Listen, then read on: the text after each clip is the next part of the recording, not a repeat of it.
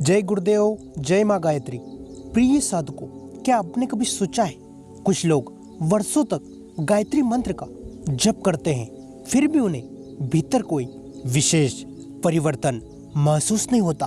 और कुछ साधक केवल कुछ ही दिनों की साधना के बाद इतने शांत, स्थिर और तेजस्वी कैसे दिखाई देने लगते हैं? क्या इसका कारण मंत्र है?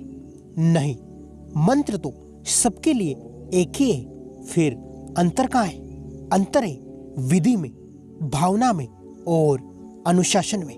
साधकों, आज मैं आपको एक ऐसी 11 दिन की साधना पद्धति बताने जा रहा हूं जिसे अनेक साधक आत्म अनुशासन और अंतर्मन की शुद्धि के लिए अपनाते हैं। यह कोई जादुई उपाय नहीं, बल्कि श्रद्धा, नियमितता और आत्म परिवर्तन का अभ्यास है।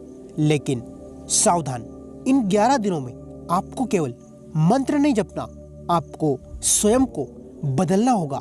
यदि आप इन 11 दिनों को पूरी निष्ठा से जी लेते हैं तो संभव है कि आपके विचारों में अधिक स्पष्टता, मन में अधिक शांति और जीवन में अधिक संयम का अनुभव होने लगे।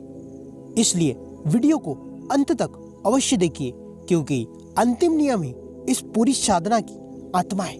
प्रिय साधकों, पंडित श्री राम शर्मा आचार्य जी कहते हैं, आज अधिकांश लोग हम जप कर रहे हैं ऐसा कहते हैं, लेकिन मन नहीं लगता। माला पूरी हो जाती है पर भीतर शांति नहीं आती। इसका कारण यह नहीं है कि गायत्री मंत्र में शक्ति कम है, बल्कि यह है कि हम केवल शब्दों का जप करते हैं, जीवन का जप नहीं। साधना केवल बैठकर की जाने वाली क्रिया नहीं है, यह उठने से लेकर सोने तक की जीवन शैली है। इसलिए इन 11 दिनों का उद्देश्य केवल मंत्रों की संख्या बढ़ाना नहीं, बल्कि चेतना की गुणवत्ता बदलना है। प्रिय साधकों, कल्पना कीजिए, एक दर्पण वर्षों से धूल से ढका हुआ है। आप उसके सामने खड़े हैं, लेकिन आपका चेहरा साफ दिखाई नहीं देता। क्या इसका अर्थ यह है कि दर्पण खराब है? नहीं, केवल धूल हटानी है। ठीक इसी प्रकार आत्मा सदैव प्रकाशमय है, लेकिन क्रोध, लोभ, भय, ईर्ष्या और असंयम की धूल से ढक लेती है। गायत्री साधना का उद्देश्य उस धूल को धीरे धीरे हटाना है। पंडित श्री राम शर्मा आचार्य जी कहते हैं, पहला नियम, निश्चित समय।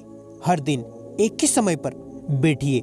सुबह ब्रह्म मुहूर्त या सूर्योदय के आसपास का समय विशेष रूप से अनुकूल माना जाता है। जब समय निश्चित होता है तो मन भी धीरे धीरे उसी समय शांत होना सीखता है।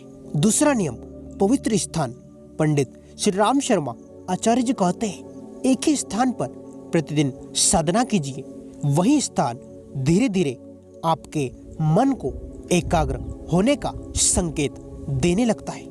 पंडित श्री राम शर्मा आचार्य जी कहते हैं, तीसरा नियम, संकल्प।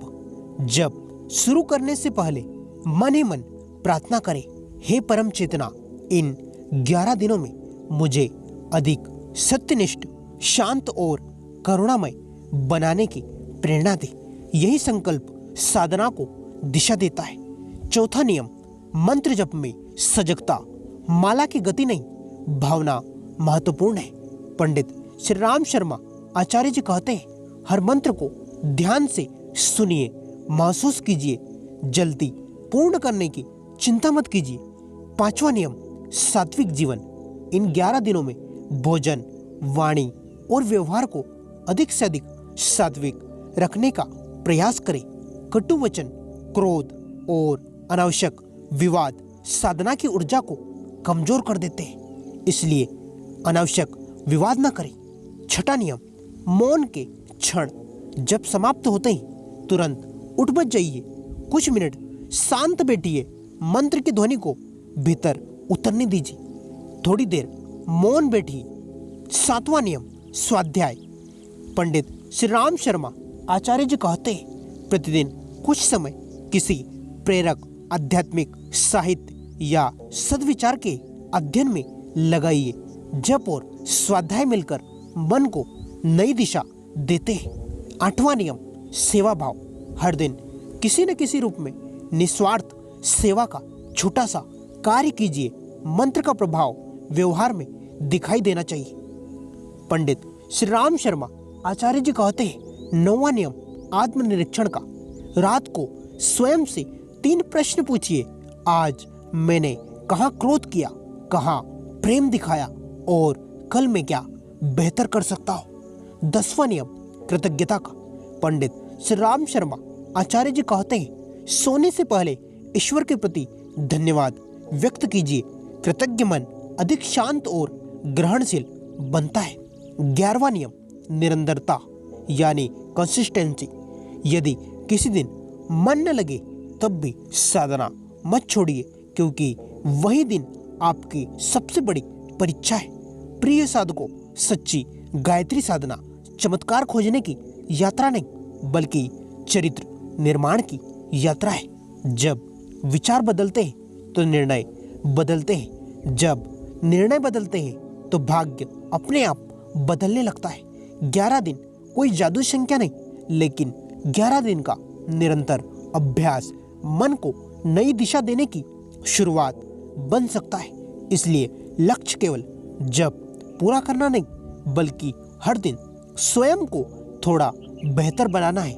यदि इन 11 दिनों के बाद आपके भीतर थोड़ा अधिक धैर्य आ गया, थोड़ी अधिक करुणा आ गई, थोड़ा अधिक सत्यनिष्ठा आ गई, तो समझिए साधना फल देने लगी है। यही गायत्री का वास्तविक प्रकाश है।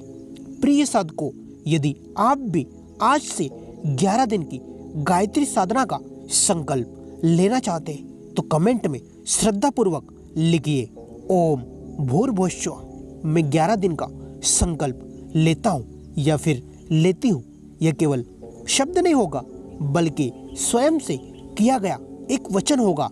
यदि आपको ऐसे ही आध्यात्मिक, प्रेरक और साधना केंद्रित वीडियो पसंद आते हैं तो चैनल को सब्सक्राइब जरूर करें, वीडियो को लाइक करें और उन लोगों तक अवश्य पहुंचाएं जो अपने जीवन में शांति, संयम और आत्मिक उन्नति की खोज में। ओम शांति, ओम शांति, ओम शांति।